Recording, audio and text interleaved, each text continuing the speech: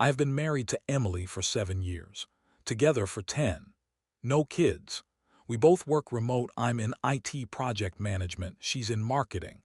We're the kind of couple who used to be obnoxiously solid, inside jokes, shared playlists, stupid little rituals like coffee on the balcony every morning.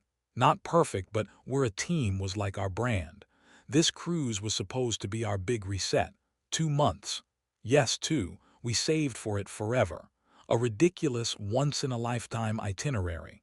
Florida down through the Caribbean, then across to Europe, a few ports in the Med, then back. I know.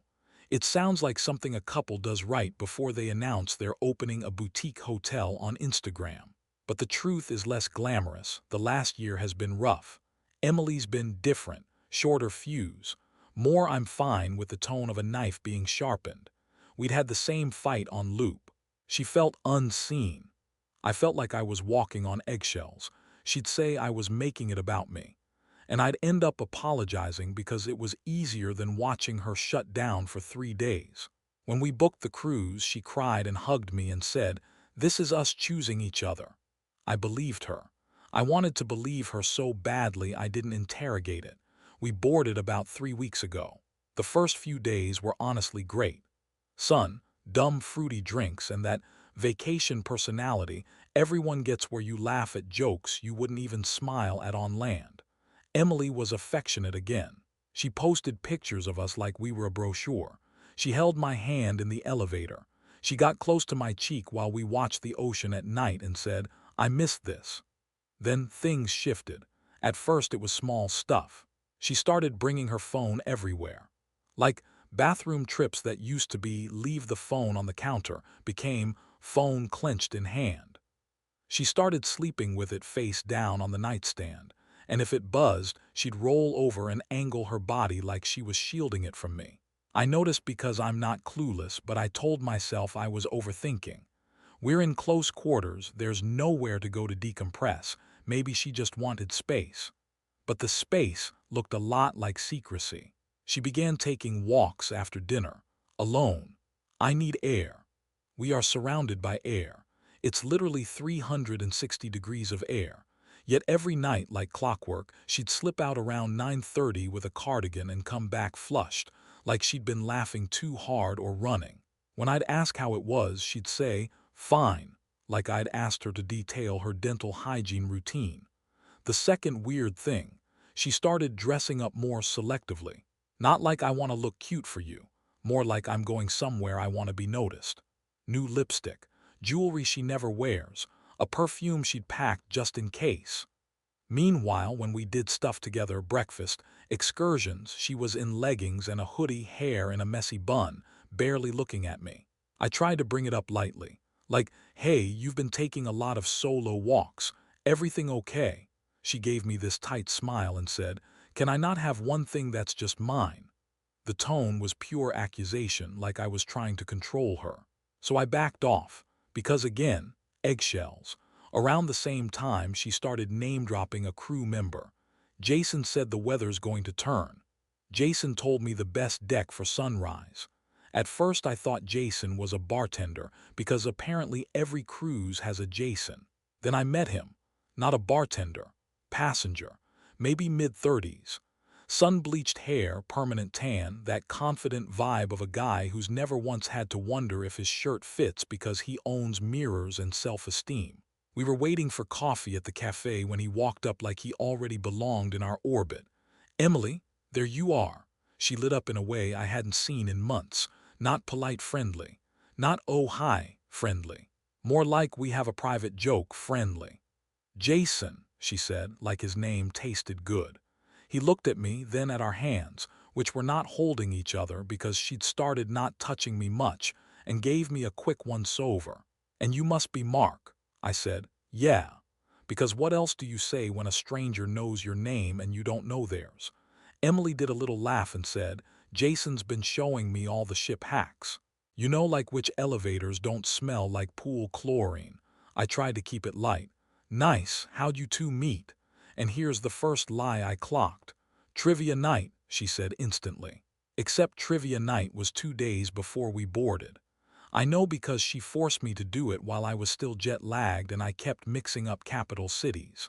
Also, we didn't go alone. We were together the entire time. There was no Jason. Jason didn't react, not a flinch like they'd rehearsed it. He just smiled and said, "Yeah, trivia, you guys crushed it." We didn't. We got like 12th. Emily changed the subject, turned to him, and asked about the salsa lesson later. He said he'd save her a spot. She said, "Don't you dare." Then she remembered I was standing there and added, "You should come too, Mark." That last part felt like throwing a napkin over a stain. I didn't go. I told myself I didn't want to dance. The truth is I didn't want to watch my wife light up for someone else while treating me like an annoying coworker. That night she went on her walk. I sat on the balcony alone watching the dark water roll by and felt this creeping nausea that had nothing to do with the sea. I kept hearing her say Jason like it was normal, like it wasn't a lit match dropped into a room full of gasoline. The next day there was a sudden announcement. Rough weather ahead, activities moved indoors, a couple ports might get skipped. Everyone was bummed. Emily, weirdly, was energized. She was on her phone constantly, smiling at it, thumb flying. When I walked into the room, she'd snap it off and ask me if I wanted to play cards like she hadn't been texting a novel. I made a joke. "Who's got you so entertained?" She looked me dead in the face and said, "My sister." No hesitation, not even a blink. Her sister, Tara, is a nurse who works nights. Also, I'm not proud of this, but I know Tara's texting style because she sends chaotic family group messages with 50 emojis and too many exclamation points. Emily's screen was clean, sparse, short lines. Not Tara. I said, "How's Tara doing?" Emily's face did this microscopic twitch and she said, "Fine. Busy, you know." Then she stood up and said she was going to shower and asked me to not start before disappearing into the bathroom with her phone. Yes, into the shower. I sat there on the bed like an idiot listening to the water and feeling my brain rev. You know that sensation when reality starts to tilt? Like you're looking at your life and suddenly it doesn't sit right anymore. I tried to rationalize it. Maybe she was planning a surprise. Maybe she was venting to friends about me. Maybe I was insecure. Maybe I needed to chill. But then something happened that still makes my skin crawl when I replay it.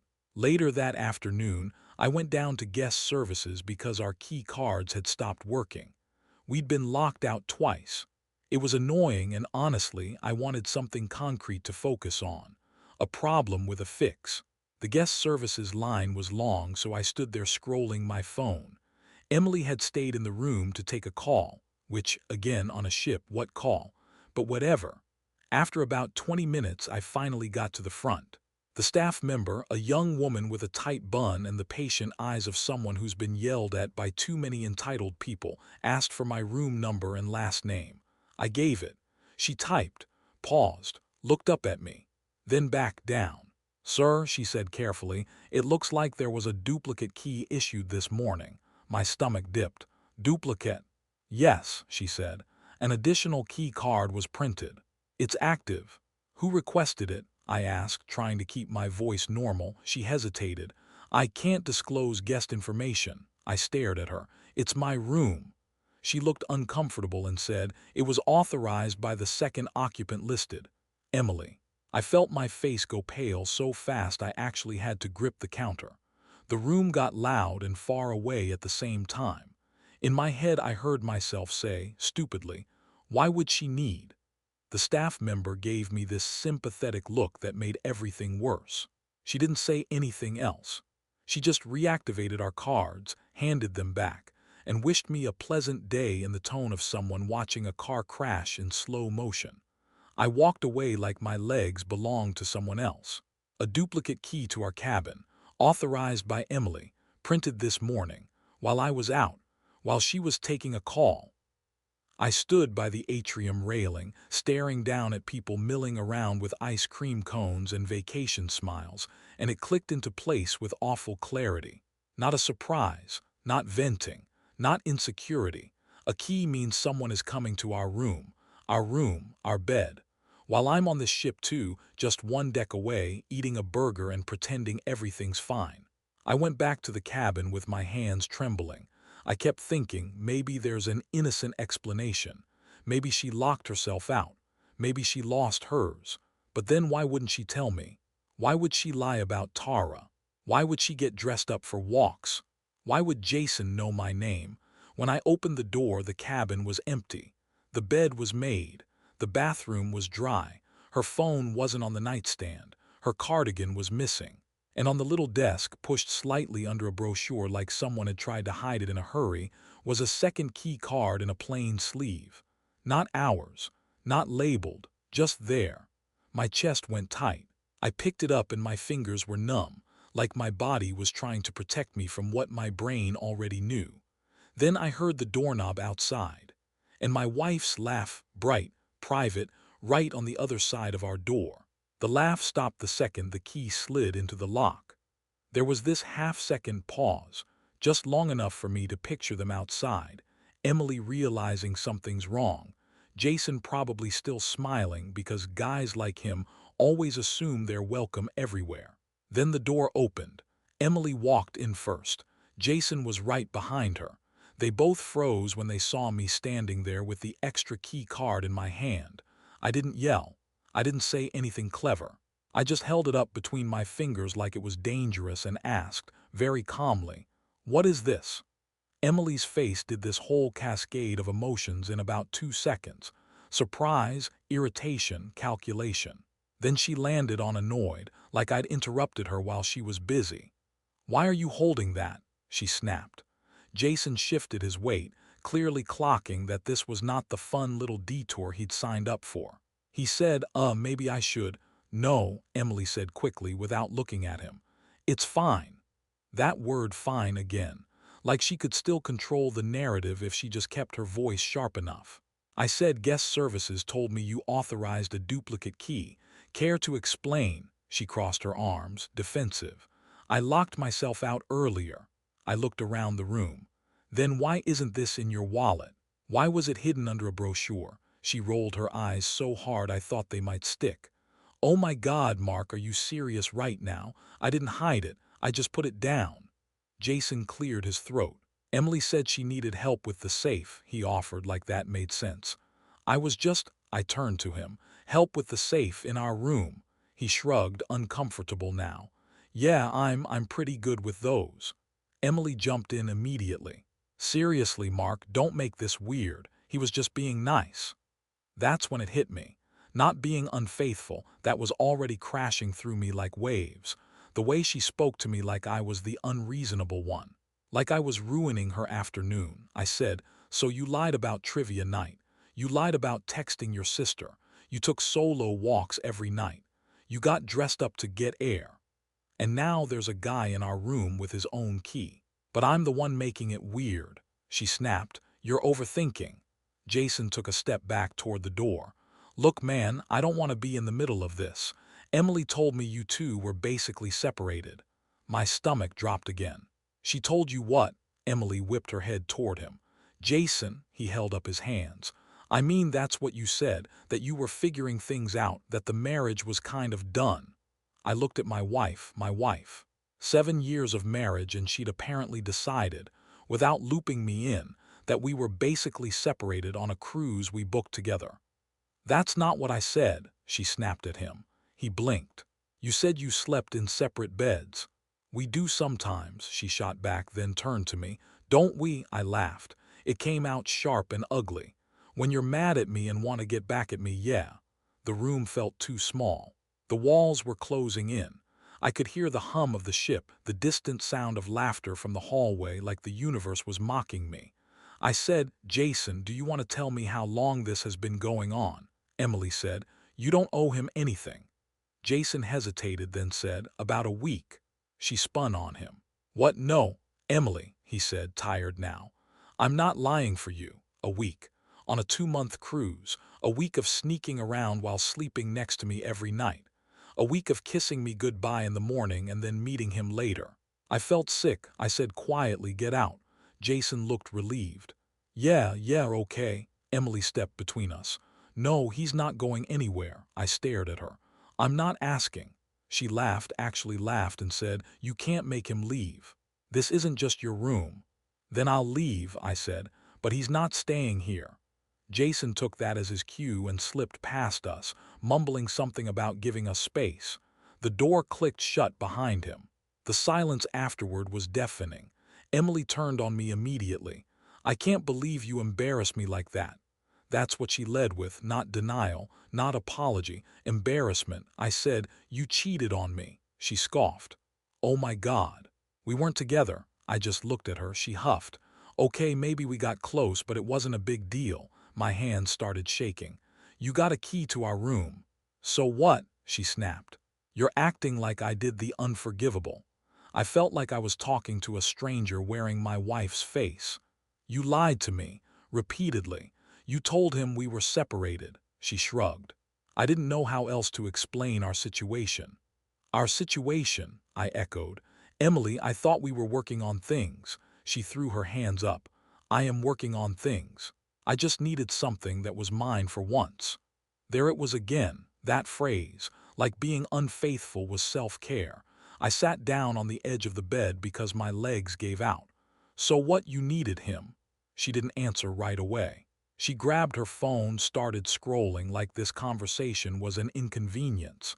Then she said, "He makes me feel good. He listens. He doesn't make everything into a fight." I laughed again, hollow this time. "I make everything into a fight. You've been lying to me for weeks." She snapped, "Because every time I try to talk to you, you get defensive." I stared at the carpet. The stupid patterned carpet I'd been stepping on every day without knowing my marriage was bleeding out underneath me. I said, "Are you in love with him?" She rolled her eyes. "Don't be dramatic." That was her answer. I stood up. "I need some air," she said. "Oh, so now you're storming off." I grabbed my jacket. "No, I'm leaving before I say something I can't take back." She called after me, "You're overreacting." I walked out and didn't look back. I don't remember much of that night in a linear way. I remember wandering decks. I remember the ocean looking endless and black, like there was nowhere to run. I remember sitting in a stairwell with my head in my hands while the ship rocked gently, cruelly calm. At some point my phone buzzed. A text from Emily, "Can we talk like adults?" Then another, "You're blowing this out of proportion." Then, "Jason is just a friend, I told you that." I didn't reply. Around midnight there was a sudden announcement.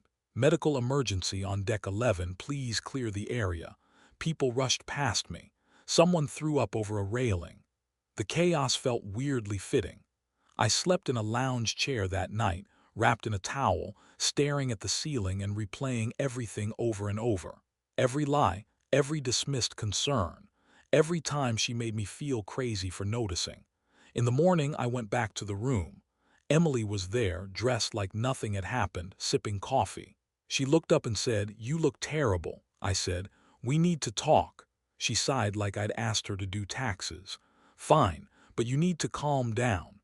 That's when I realized something important, and it hurt almost as much as being unfaithful itself. She wasn't sorry. She was annoyed she'd been caught.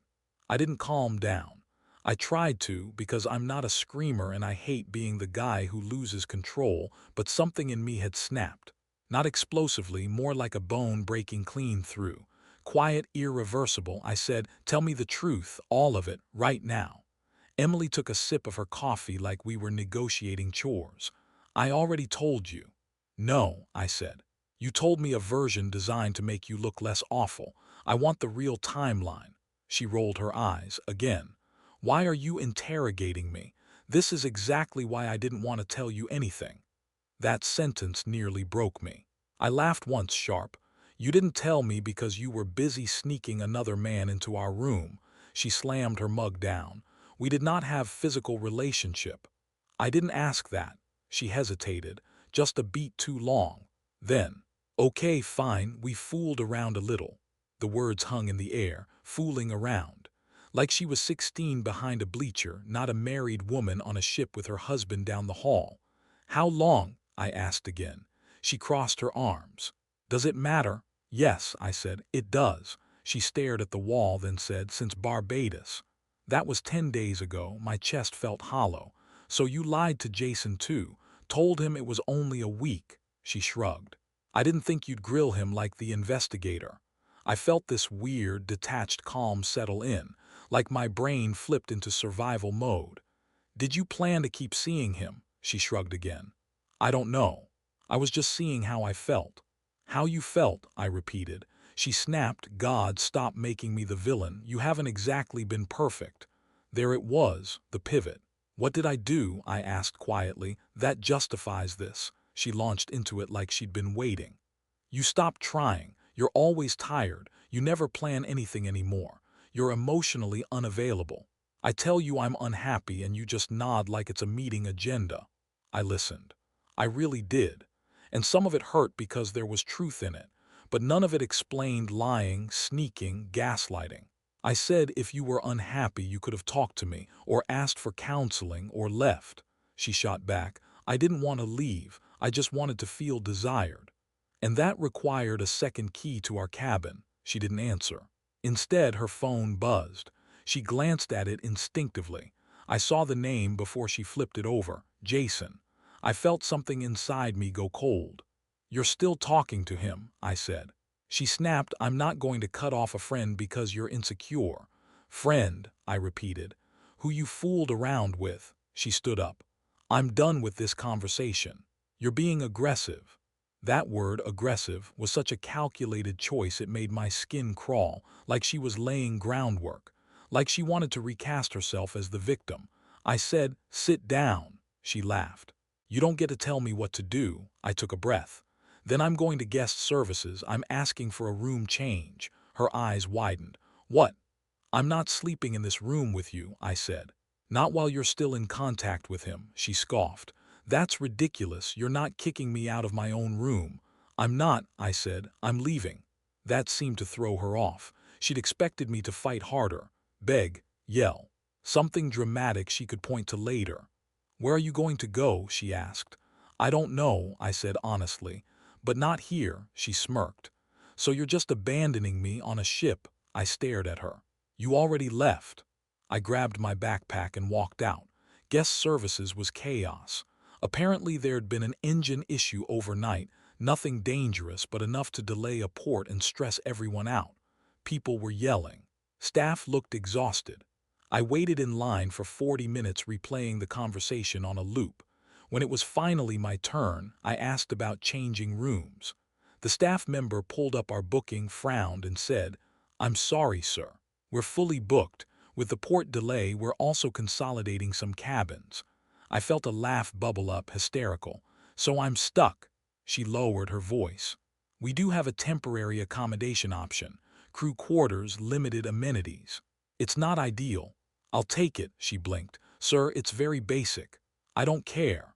An hour later, I was in a tiny, windowless room that smelled faintly of detergent and metal. A single narrow bed, a locker, no balcony, no couch. No pretending this was a vacation. It felt like exile, and honestly, relief. Emily lost her mind when she found out. She cornered me near the elevators that evening. Are you serious right now? She hissed. You told them you didn't feel comfortable around me. I told them the truth, I said, that my wife is having an inappropriate relationship. Her face flushed. You are humiliating me. I laughed softly. You keep saying that like it's my job to protect you from the consequences of your actions. She stepped closer. If you tell people, I swear. What? I asked. You'll what? She stopped herself, then said, you're being cruel. That word again. Cruel, like honesty was violence. Over the next few days, everything escalated. Jason stopped being subtle. He'd sit with her at meals. They'd laugh openly. Once, I walked past the pool and saw her with her hand on his thigh like she'd forgotten I existed. Or maybe she hadn't forgotten. Maybe she just didn't care. People noticed. Whispers started. A woman I'd chatted with earlier in the trip asked me quietly if I was okay.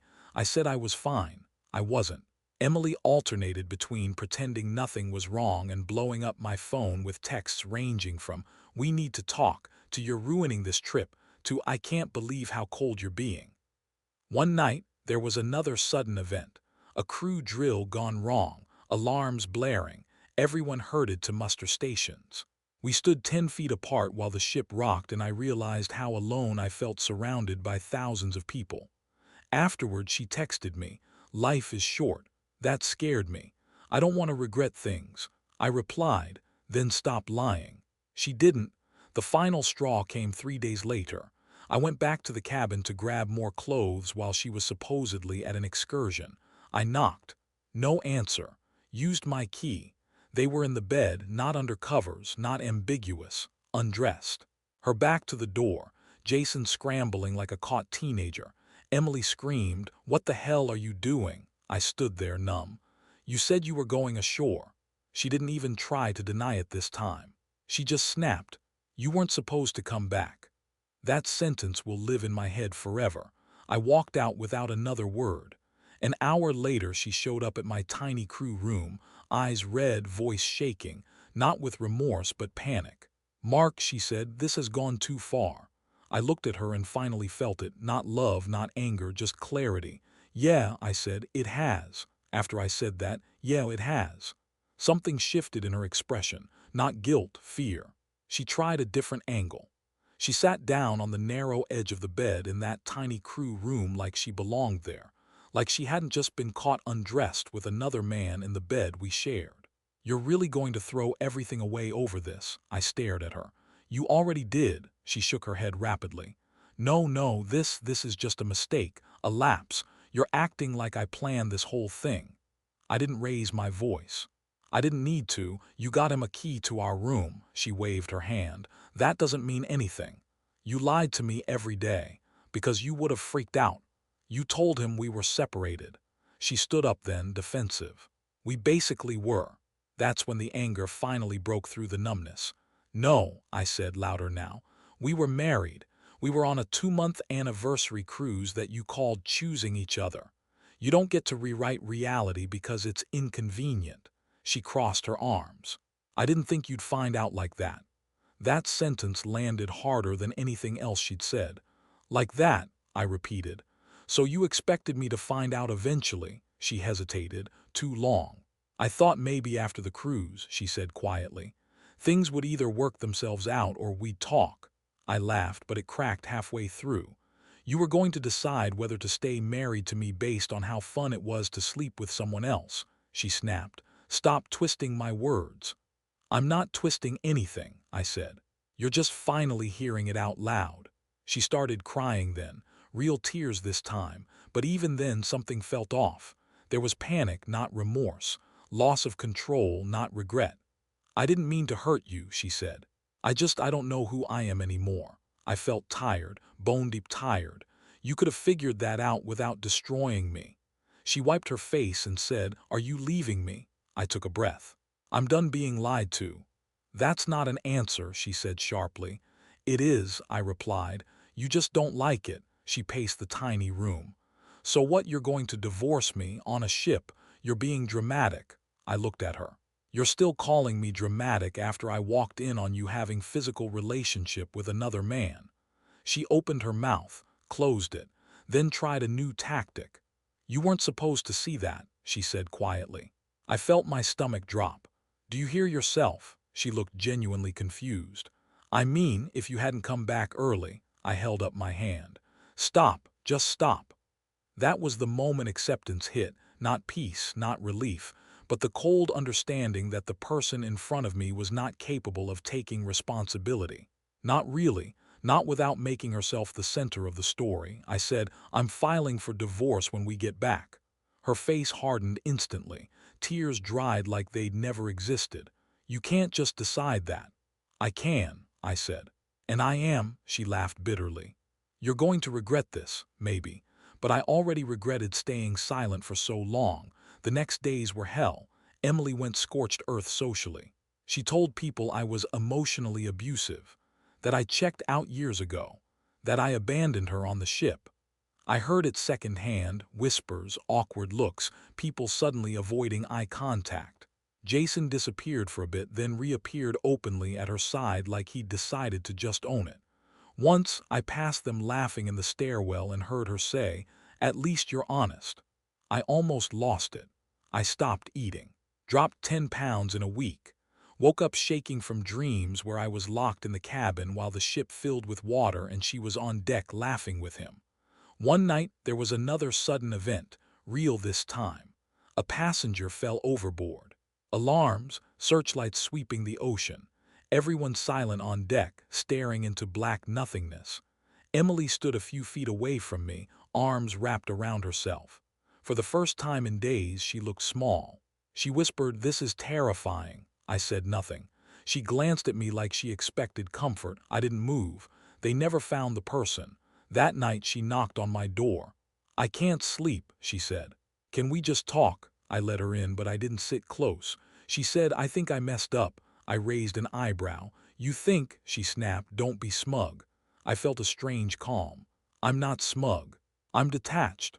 That seemed to scare her more than anger ever did. She said, "Jason isn't what I thought." I almost laughed. "Shocking." "He's intense," she said, "and kind of jealous." I stared at her. "Why are you telling me this?" She hesitated. "I don't know, I guess I thought you should know." "No," I said, "you thought I'd step back in." She bristled. "So you don't care?" I looked her straight in the eye. "I care. I'm just not participating anymore." She left angry. 2 days later, she tried again, this time crying, apologizing, saying she was confused, that she never meant for it to go this far, that maybe we could try counseling when we got home. I asked one question. "Are you still seeing him?" She said, "I need time to figure that out." That was my answer. I met with a lawyer via satellite call the next morning. When I told Emily, she exploded, accused me of betrayal, of giving up, of choosing pride over love. I didn't argue. I didn't explain. I just listened and realized how much energy I'd wasted trying to be understood by someone committed to misunderstanding me. The ship sailed on. Ports came and went. I stayed on board, watching cities pass by like alternate lives I'd never live.